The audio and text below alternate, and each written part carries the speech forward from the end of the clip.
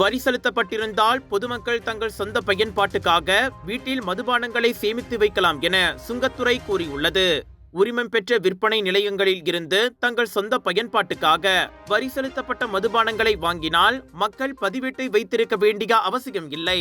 அத்தகைய பதிவுகளை 7 ஆண்டுகளுக்கு வைத்திருக்க வேண்டிய தேவை உரிமம் வைத்திருப்பவர்கள், இறக்குமதியாளர்கள் மற்றும் ஏற்றுமதியாளர்களுக்கு மட்டுமே என அது கூறியது.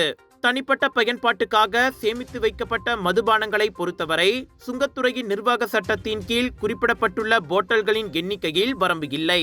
இருப்பினும் நாடு முழுவதும் வீடுகளில் சோதனை நடத்தியதில் இவ்வாண்டு ஜனவரி முதல் ஜூலை வரை வரி செலுத்தப்படாத 1.42 மில்லியன் ரிங்கேட் மதுபான போட்டல்களை அத்துறை பறிமுதல் செய்துள்ளது. மதுபானங்களை சேமிப்பதற்காக பயன்படுத்தப்படும் எந்த ஒரு வளாகமும் உரிமம் பெற்றிருக்க வேண்டும்.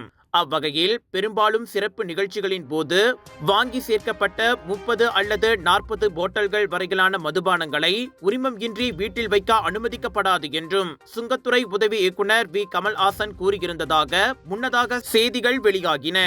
எனினும் துணை நிதியமைச்சர் லீம் உய் யிங் உரிமம் பெற்ற விற்பனை நிலையங்களில் இருந்து வாங்கப்பட்டு விற்பனைக்கு அல்லாமல் தனிப்பட்ட பயன்பாட்டுக்கு வைத்திருந்தால் வரி செலுத்தும் மதுபானங்களை வீட்டில் வைத்திருக்க எந்த உரிமமும் தேவையில்லை என பின்னர் தெளிவுபடுத்தியிருந்தார்.